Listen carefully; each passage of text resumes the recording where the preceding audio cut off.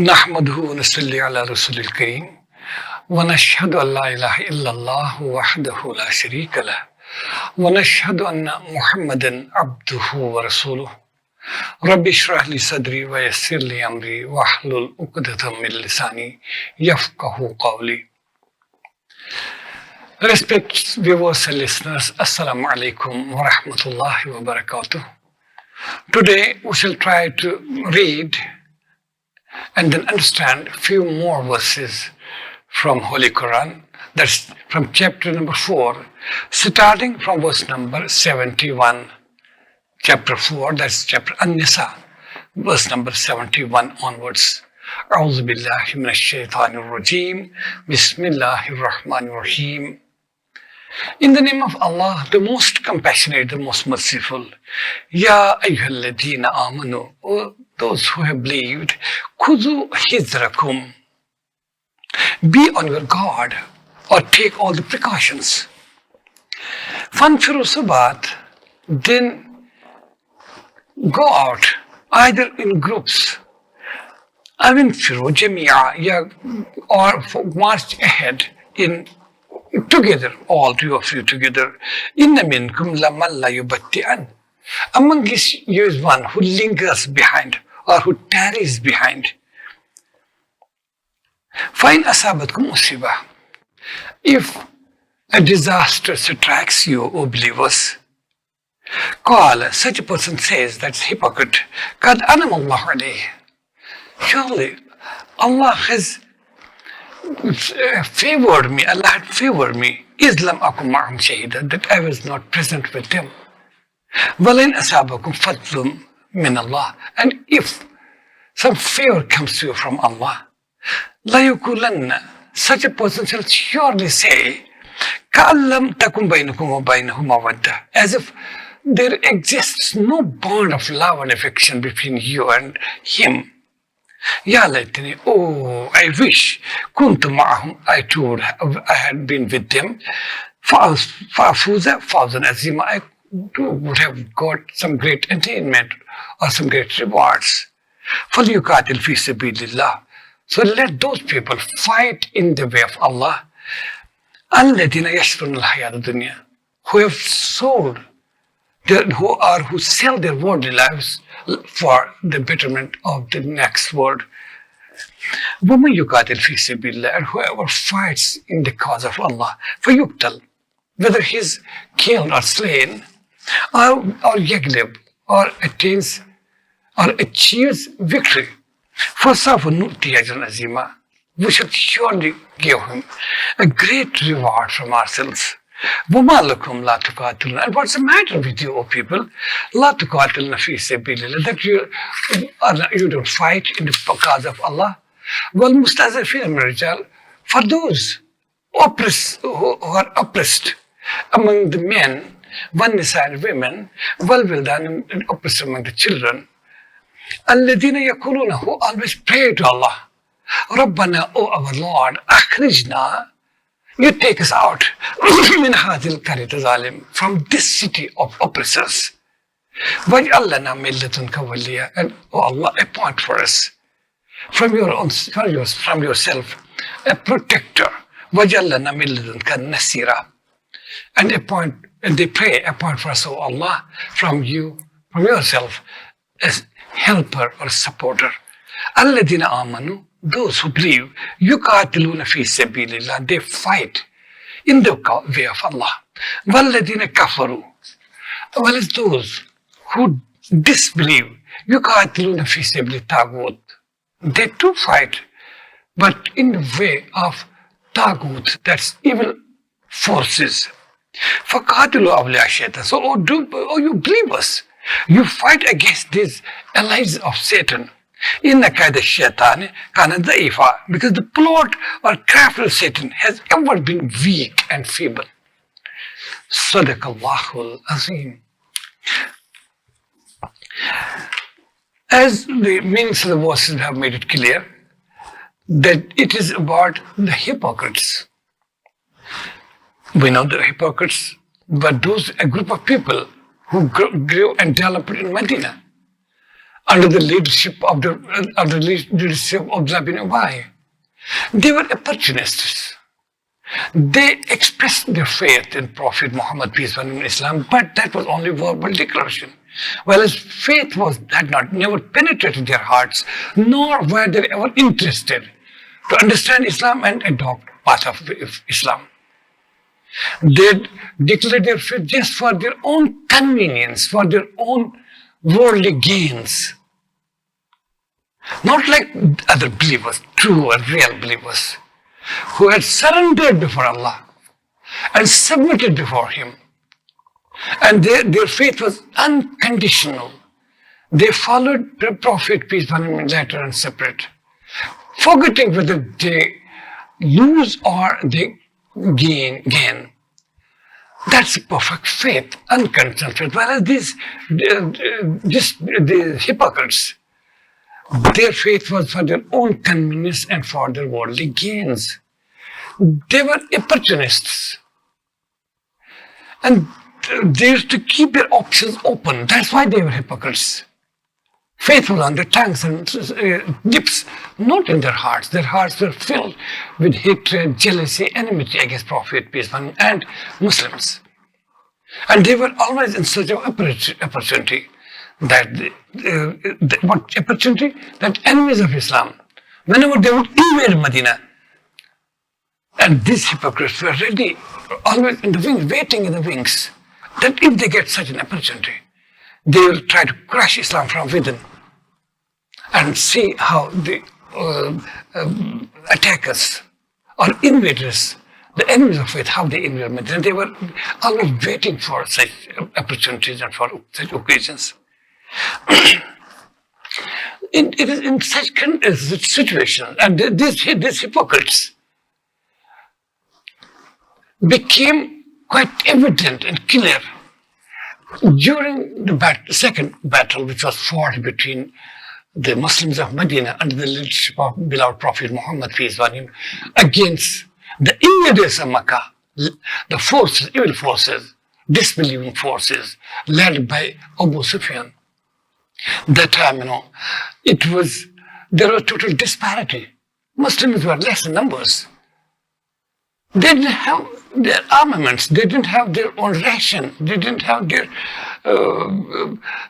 swords and arrows. They didn't have the horses and camels to ride to fight. And these hypocrites, they were sure that these weak and feeble Muslims, less in numbers, without having any armaments to fight against an organized Meccan army led by Abu Sufyan, they were sure they would discuss within themselves and they say, this is not war, this is suicide. And they were celebrating, rejoicing between themselves. Though with verbal declaration, they used to tell Prophet, peace be upon him, and Muslims, okay, we are with you. We wish that our enemies are crushed. And they leave Medina and surroundings, and so that we are saying, but it was only verbal. Otherwise, in the hearts of hearts, they used to celebrate and rejoice. And when they were alone together, these hypocrites, they were sure that this war is going to be a decisive battle, wherein Islam will be crushed, and the Meccan invaders will be successful, and that will be a great opportunity for us. But that was not to be. Since in Battle of Uhud, of course, these hypocrites withdrew at the last moment, which we will discuss in detail in chapter Al Imran, third chapter of Quran, Al Imran. That how, at the 11th hour, when Prophet Muhammad, peace be upon him, had organized an army of around 1,000 people, though ill-equipped, less in numbers, but having full faith in God, Allah the Almighty, and ready to die for this noble cause.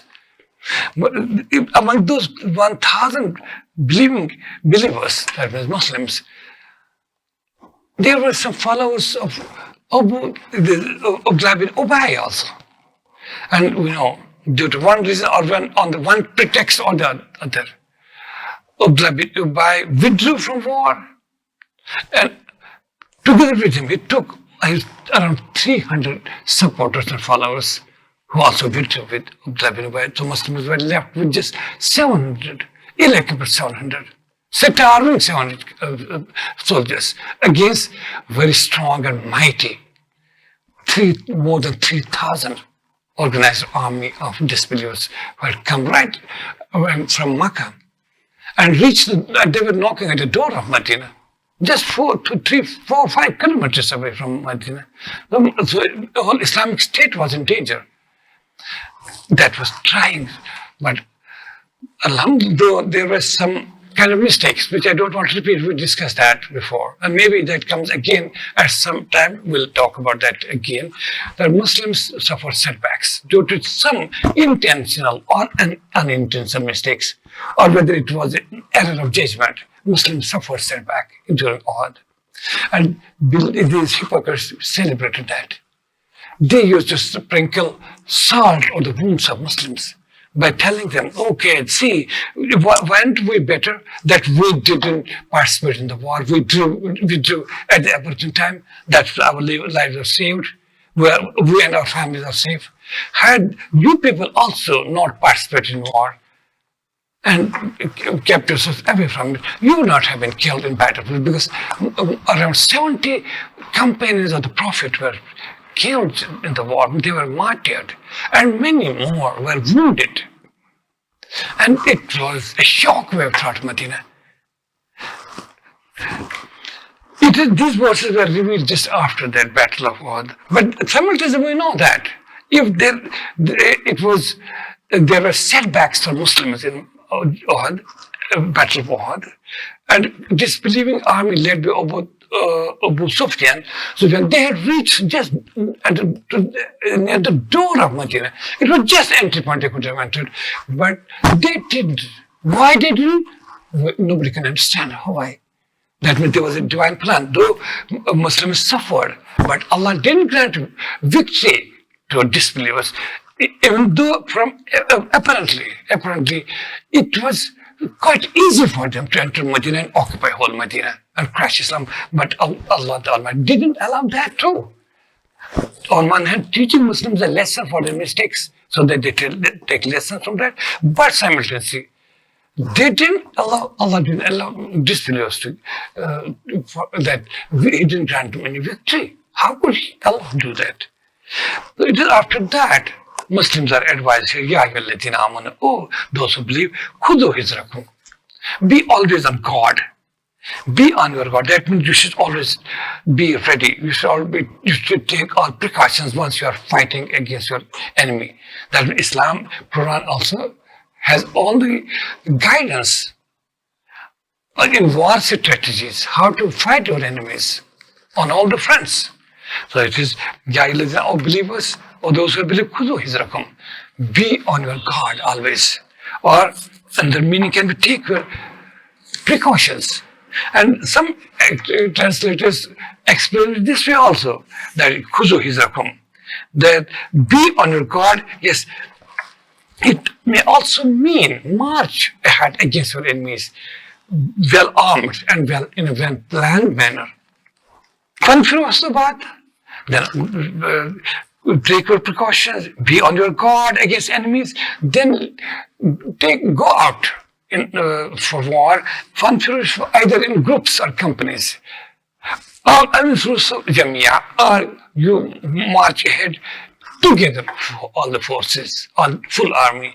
It depends upon the situation. Both possibilities. There's a part of war strategy, whether you move ahead in groups or companies, or maybe the situation demands that whole army will march ahead against the enemies of faith, enemies of Islam who are bent on destroying the ideological and geographical boundaries of Islam, march ahead against them, whether in companies, groups, or all together. وَإِنَّ مِنْكُمْ, but now be sure, as we have seen in Uhud, the Battle of Uhud, وَإِنَّ مِنْكُمْ, there's someone amongst you, that means a group amongst you, لَمَّا لَمْ يُبَتِّعَنْ, who tarries behind, who lingers behind, that they are not willing to fight together with you. Because they are not really part of your ummah or community. They are your enemies from within. So they are reluctant, they are hesitant, they fear death because they don't have faith. So be sure about them. Be aware about these people. They are enemies from within. وَإِنَّ مِنْكُمْ surely amongst you is لَمَّن لَمْ يُمَتِّعَنْ who tarries behind or lingers behind, is reluctant, hesitant, not ready to fight or give his life, lay down his life. فَإِنْ أَصَابَتْكُمْ مُصِيبَةٌ These are the hypocrites, in fact. فَإِنْ أَصَابَتْكُمْ مُصِيبَةٌ If during the war, as happened in Uhud also, and some later times, like in Tabuk, also Battle of Tabuk, but specifically here, it's just about Uhud. فَإِنْ أَصَابَتْكُمْ مُصِيبَةٌ O believers, if some disaster strikes you, that means even if during war, you are not victorious, you are on the receiving end, or you suffer some setbacks, they are not your true brothers. They are not your, they don't belong to you. Such a person says that, oh, it was a great fear of God upon me. That I was not present with them. Had I been here with the army fighting, I would have also got killed, or I would have suffered setbacks and losses. So this means their faith or their association with you is not by conviction, but it is only for their own convenience. And that is not faith. That faith is not acceptable, which is conditional and for convenience, not by conviction. وَلَيْنْ أَصَابَكُمْ فَضْلٌ And if some Allah bestows your favors upon you during the war, that means you are victorious. You crush your enemy. And you get some wealth also, booty, war booty also.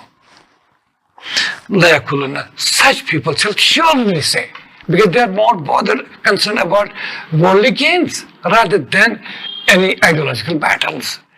If any, when asabakum fadlun, and if, O believers, some good comes to you, some favors of Allah, that means you obtain victory, you are successful in that expedition. Such a person shall surely say, as if no bond of love and affection exists between you and him. Such a person says, if you gain victory, but since they are not participating, they say, oh, yeah, they shall surely say, I wish, I too, I had been with them, had I been also with them. I would have also got some great attainment, some worldly gains. I would have been a part of those gains. That means they're only out of worldly gains. If anything disaster befalls you, if you lose the battle, or you are in the receiving end, you have to face some setbacks. That time these people celebrate. They say, oh, thank God, we were not present with them, otherwise we would have been also killed and we would have also suffered. And if the good comes to you during war, you win the war, you are victorious, or you get some war gains, some wealth and all that. That time such people shall surely say, oh, I wish I had been too with them, so that I would also get some benefits, some gains out of this war. So this is not acceptable. This is only convenience, not conviction. So Quran says, فَلْيُقَاتِلْ فِي سَبِيلِ اللَّهِ So let those people, only those people fight in the way of Allah. يَشْرُونَ الْحَيَاةَ الدُّنْيَا بِالْآخِرَةِ Who sell their worldly life, worldly gains, benefits for the sake of next world. Whereas these hypocrites, they actually have sold their akhirah. They have sold their life after life. Life after death, for the small benefits of this worldly life. So how come they will join you? And they should be, henceforth they cannot be and should not be part of your expeditions and companies, because they are not sincere. فَلْيُقَاتِلْ فِي سَبِيلِ اللَّهِ So let those people fight in the way of Allah, الَّذِينَ يَشْرُونَ الْحَيَاةَ الدُّنْيَا بِالْآخِرَةِ Who sell this worldly life, these comforts of this worldly life for the next world, for the this attainment of rewards and comforts in the next world. وَمَنْ يُقَاتِلْ فِي سَبِيلِ اللَّهِ Let it be known that whoever fights in the way of Allah, فَيُقْتَلْ أَوْ يَغْلِبْ Whether he is killed in the war or he is victorious, فَسَوْفَ نُؤْتِيهِ أَجْرًا عَظِيمًا We shall grant him a great reward. That means getting killed is nothing bad. Such a person has laid down his life, has presented his life before Allah. He has laid down his life, so he is going to get a great reward. And if he is victorious, still he fought with all might and main and presenting his life for Allah. And he is victorious now. He did for Allah the Almighty. So for both, either case, such people will be granted great reward from Allah. Then Quran says, O believers, what's the matter with you? What's the matter with you that you will not fight in the way of Allah? Why shouldn't you fight? Because there is every reason. For 13 years in Mecca, Muslims were not allowed to go for war or even respond or react to all these atrocities which were committed against them by Meccan pagans, infidels. They were either receiving it, but they were not allowed to respond or to react. Forget about war. Was not possible. But once Muslims migrated to Medina and they organized themselves into a community, and the Meccan pagans were still, they were not happy with that. They would not allow Muslims to settle down in Medina. They wanted to, as they would say, to nip the evil in the bud. That's why they made, on one pretext or the another, they started invading Medina. And as happened, Battle of Badr, followed by Battle by Uhud, and then third war, that's called Battle of Trench, or Ghazwa Ahzab, Battle of Confederates, that's also called. But imagine, here Quran said, now you have been allowed to go for war, O believers. So that Meccans, these infidels, these enemies of faith should not take you for granted. They should not consider you weak. Now you have to fight against them. Firstly, to defend your territory. Secondly, to defend your faith. And third, why should you fight in the way of war? Because, once Muslims migrated from Mecca after spending 13 years against all the odds, against all physical, psychological torture they had to suffer, after 13 years under divine command, they left Mecca to Medina. But there are some people who couldn't migrate. They were not, some were slaves. They were made slaves. They weren't allowed by their masters. And some young men who had embraced faith, but their parents didn't allow them to leave Mecca. They chained them. They kept them under custody. They imprisoned them, bound them by ropes and chains. Didn't allow. There remained some men, some women, some children were there. And since they were Muslims, but couldn't, due to one reason or another, some genuine reasons, they couldn't move from Mecca to Medina. And these people were subject to worst kind of atrocities. They were crushed to pulp. They were beaten, day and night beaten, and not allowed to even eat or drink or to sleep. They were subject to worst kinds of persecution. And these people would always pray, "Oh Allah, you appoint for us some protector, and you appoint some helper who can relieve us, who can save us from this oppressing community of Mecca, Meccan community, Meccan people." They would always pray. Quran says this is also a reason for war. O believers, why shouldn't you fight? This mentioned this verse, Mamalakum. O believers, what's the matter with you? La tuqatilna fi sabilillah, that you will not fight in the way of Allah. Wal mustazifina, firstly we had to fight in the way of Allah, and wal mustazifina, and for those oppressed people, min al-rijal, who are amongst men, wal nisa are women, wal wildan and children, who are held back in Makkah. الذين يقولون, who always pray, they have been praying to their Lord, ربنا, our Lord, أخرجنا من هذه القرية الظالم أهلها. Oh Allah, you take us out of this city of oppressors who have crushed us. Oh Allah, you save us, you take us out of this. They have been praying. Oh believers, isn't it your moral obligation that your brothers and your sisters, your elders, And your youngsters are being crushed by this simply for this reason because they believe in one Allah, one God. They want to worship Him alone. They don't want to associate partners with Him. They want to be honest in their dealings and truthful in their daily affairs. They want to be good and pious and righteous. And for these faults of theirs, they are being crushed. Oh believers, isn't it an obligation upon you to relieve them of their pains and agonies so that they also can freely practice their faith and be part of your ummah and community? It's regarding that. Oh believers, what is your problem? What's the matter with you that you will not fight in the way of Allah and for those people who are oppressed? Whether they are from men folk held back in Makkah, Al-Nisa are women, Wal-Wildan or children. Allah have been praying all along, Rabbana, oh Lord, akhrijna min hadil qaryat zalim. You take us out of this city of oppressors.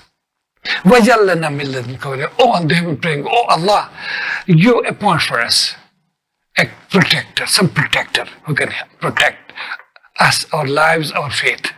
وَجَلَّنَا مِن لَدُنْكَ نَصِيرًا. Oh, and they were praying, oh Allah, you appoint for us some helpers who can help us in these hard conditions and situations. That's why Quran says, الَّذِينَ آمَنُوا. Those who believe, يُقَاتِلُونَ فِي سَبِيلِ اللَّهِ. They fight in the way of Allah for the good, noble cause. A believer doesn't fight for territories or wealth or worldly gains. There is no consideration with a believer. A true believer only fights for the sake of Allah, to uphold the peaceful fabric of the world, to create an atmosphere of peace and tranquility, and just to please Allah, and so that so that they can practice their faith in a peaceful atmosphere. Alladina amun, those who believe, yuqatiluna fi sabilillah, they fight, of course, but in the way of Allah. Walladina kafaru, whereas the disbelievers, yuqatilun, they too fight fi sabili tagut, in the way of tagut. Tagut means they fight in the way of for the sake of evil forces. They're fighting for evil cause. Whereas Muslims, believers fight always for a good cause, a noble cause.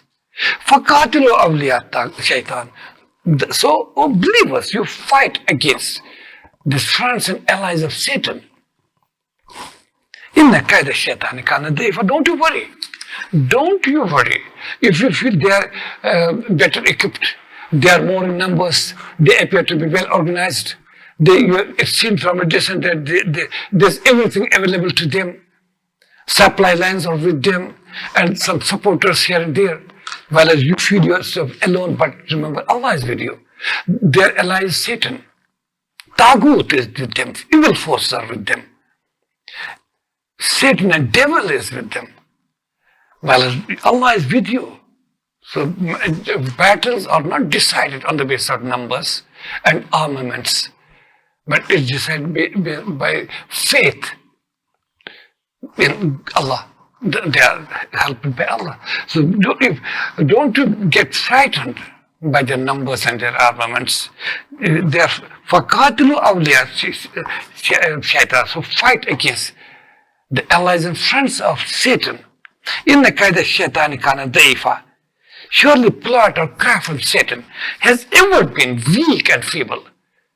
They may see, that means they are fighting for the cause of Tagut, evil forces, and Satan and devils. They are devils and they have devilish agenda with them. Devils are with them. Satan is with them to support them. They may appear from a distance well organized, more in numbers. That's not true. This is satanic agenda. And the plot and craft of Satan has ever been feeble and weak. And whereas once you hold firmly to Allah, that is the strongest hold. He will not leave you alone. He is authoritative, he is powerful. He decides the matter.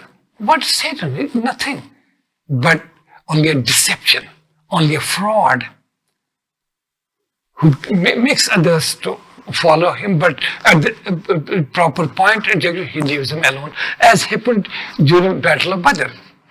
When disbelievers, led by Abu Jahl that time, left Makkah, Satan put, as Quran explains it, Satan put in their minds. Satan is not like human-like, that he will come forward, but Quran says, Satan, that is devil, put in their minds, telling them, don't you worry, La ghaliba lakum al-yawm. To this day, you are well organized. La ghaliba lakum al-yawm. No power on earth can overpower you or overrun you. Inni jaru lakum. I am your supporter and helper. And with this, these ideas were put in the minds of disbelievers, including Abu Jahl and his associates, when they marched ahead from Makkah with the intention of overrunning Medina. These were satanic impulses which governed them, which led them to battlefield. When Satan said, La ghaliba lakum al-yawm, this day no force on earth is going to overrun you or overpower you. Inni jaru lakum. I am your helper, I am your supporter. But then Quran says, we have read it, we shall read it again in Quran, inshallah, soon. That when actual confrontation took place between weak and feeble Muslims, led by Prophet Muhammad, peace be upon him, himself, against a strong and mighty army of Abu Jahl, when that same Satan, Iblis, could feel angels coming to support believers, and because they were under right cause. That time, Iblis fled. Quran says at that time, Iblis, David said to these disbelievers, Inni bari'un minkum, O disbelievers, I dissociate myself from you. Inni ara ma la tarawun, because now I can see in this battle that which you cannot see yourselves. Inni akhafullah, I fear Allah. I can see, fearing Allah, I can see that you are going to be defeated. Your opponents, that Muslims, believers are going to be successful. They are going to be victorious. Inni bari'un minkum. I dissociate myself from you. Inni ara ma la tarawna, because I see that what you cannot see. Inni akhafullah, I fear Allah. Wallahu shadidul iqab, and Allah is severe in punishment. So with this, Quran says here, as explained here, Inna kaida shaitani kana dhaifa. The plot or the craft of Satan has ever been weak. He only misleads people, but can never help. Whereas the people of men of faith who hold firmly to Allah, they have perfect faith in Him. Allah is not going to leave them alone. He is going to grant them victory against all the odds. صدق الله العظيم وصدق رسوله النبي الكريم والحمد لله رب العالمين.